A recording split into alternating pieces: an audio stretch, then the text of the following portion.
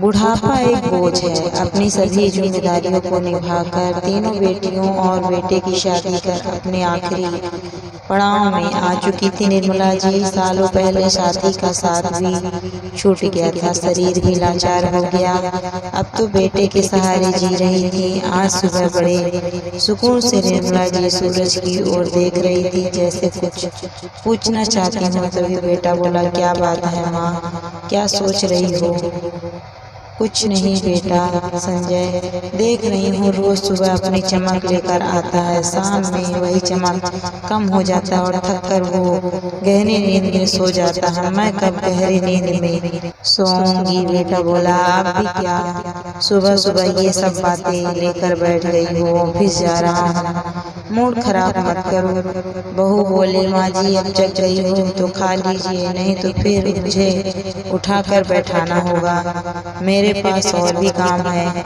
हाँ बहू दे दो, ये भी काम खत्म कर दो। बहू कहती है, काम क्या आपके पास, आप तो पूरा दिन बिस्तर तोड़ती हैं, काम तो मुझे करना पड़ता है। इनके जाने से पहले जो करना है कर लीजिए, बाद में मुझसे मत कहना। संजय मुझे एक बार बाथरूम ले चल।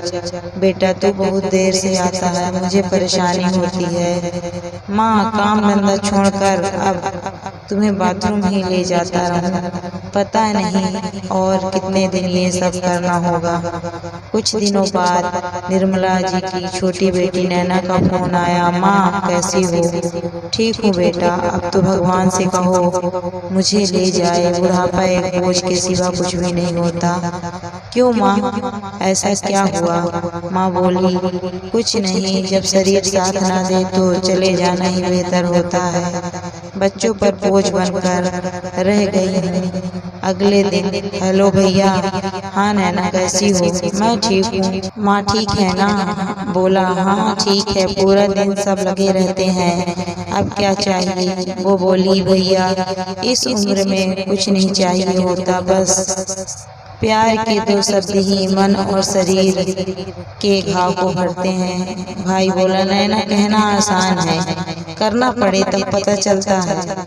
वो बोली, भैया मुझे मालूम है तुम करते हो, पर याद करो माँ ने यही सब हमारे लिए भी किया था। वो तो कभी कटु शब्द नहीं बोलती थी। हाँ हाँ ठीक है, और फोन रख दिया। कुछ महीनों बाद निर्मला जी की तबीयत बिगड़ गई, वह भूलने लगी, खाना पीना कम कर दिया था, जिसकी वजह से कमजोर हो गई थी। ऐसा लगता था जैसे जीना ही नहीं चाहती थी। हर रोज एक ही बात कहती, भगवान मुझे ले चलो, मैं बोझ नहीं बनना चाहती। उस अवस्था में भी उनकी बहू का व्यवहार उनके प्रति ठीक नहीं था। जो करता बेटा ही करता, पर कटु शब्दों के साथ करता था। कुछ दिनों पहले ही निर्मला जी की दोनों बेटी उनसे मिलकर गई थी। नैना का आना कम होता था, बच्चे छोटे थे और वो अपने भाई के व्यवहार के कारण कम ही आती थी। गलत बात उसे बर्दाश्त नहीं होता, कुछ बोल देती तो बाद में माँ को सुनना पड़ता था। नैना अपने आंसू पीकर रह लेती थी, क्योंकि माँ वहाँ से कहीं और जाना नहीं चाहती थी। माँ कहती, मैं पका हुआ फल हूँ, ना जाने कब पक जाऊँ, तो मुझे यही रहने दो। अगले महीने नैना माँ से मिलने आई तो माँ उसे देखते ही बच्चों की तरह फूट फूट कर रोने लगी। नैना ने माँ को गले से लगाया और समझाया, माँ आप तो बहुत साहसी हो, हमें आपसे ही प्रेरणा मिलती है, और खूब बातें की। माँ तो माँ होती है, उस अवस्था में भी बेटा कुछ खा लेना तुम। नैना मुस्कुराई और बोली, माँ आप आज भी हमारी ही चिंता करती हो, मत करो। माँ बोली, बेटा बुढ़ापे की पीड़ा बहुत दुखदाई होती है, अब सुकून से बस सो जाना चाहती हूँ। नैना माँ को अपने सीने से लगाकर सांत्वना देती रही, जैसे कोई छोटी बच्ची हो। 2 दिन बाद नैना चली गई। 2 दिन बाद खबर आई कि निर्मला जी नहीं रही। सुकून से गहरी नींद सो गई, जैसे वो नैना से ही मिलने की राह देख रही थी। तीनों बेटियां आई। मन की पीड़ा तो कोई कम नहीं कर सका, पर भारी मन से माँ को अंतिम विदाई दी। घर में भीड़ थी। 10 दिन बाद भोज था, सब मगन थे खाने खिलाने में। नैना एक कोने में बैठी रहती, ज्यादा किसी से बात नहीं करती, बस एक ही बात सोचती सोचती कि बच्चों के मरने पर जिस माँ के आंसू थमते नहीं, उसी माँ के मरने पर ये बोझ क्यों? क्या बच्चों के आंसू सूख जाते हैं? ये कैसी प्रथा है? हमारे बीमार होने पर माँ कभी नहीं कहती भगवान से कष्ट है, अब ले जा। दिन रात ठीक होने की दुआ मांगती हैं, पर हम ये क्यों कहते हैं भगवान इन्हें मुक्त कर दो? क्यों? ताकि हमें सेवा ना करना पड़े।